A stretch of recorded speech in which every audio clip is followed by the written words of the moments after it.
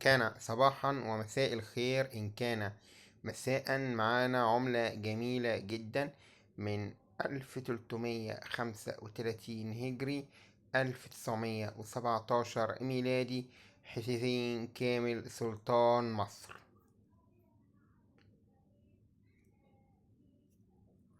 10 مليمات، 10 مليمز، السلطان حسين كامل سلطان مصر. زي ما احنا شايفين هي دي العملة بالحالة بتاعتها.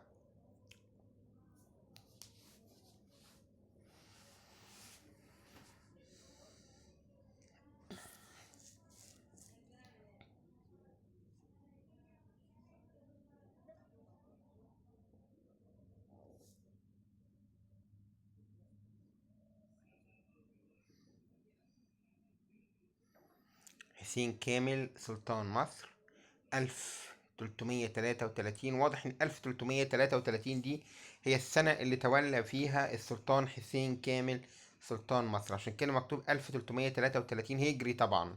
واضح ان دي السنة اللي حسين كامل رحمة الله عليه هو تولى حكم مصر. والعملة دي 1335 هجرية، 1917 ميلادية.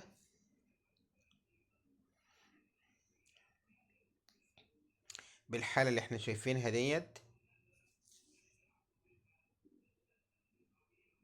هي معظم العملات دي على فكرة كانت بتتسك في لندن.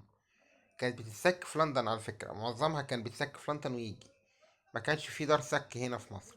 كان معظمها بيتعمل في لندن ويجي. هي تقريبا كل معظمها في فترة كان بيتعمل في لندن وبيجي، لغاية لما بدأوا يعملوا في مصر دار السك. لكن دي كانت بتتعمل بره. يعني انت لما تاخدها تبقى انك واخد حاجة انجليزي يا عم.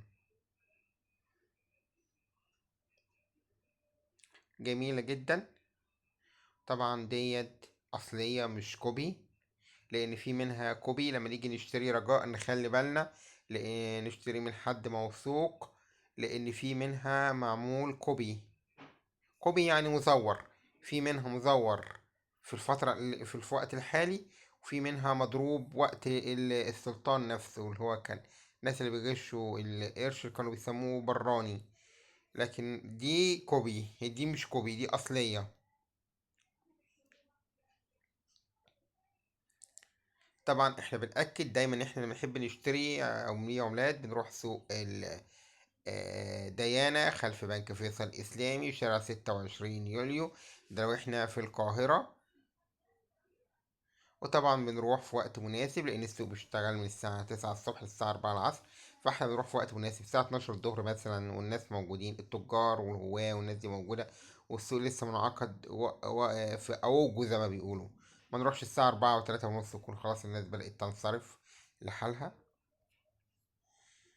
احنا دلوقتي نقول آخر حاجة، سعر العملة دي بتعمل لها 150 جنيه بحد أقصى حسب الحالة بتاعتها.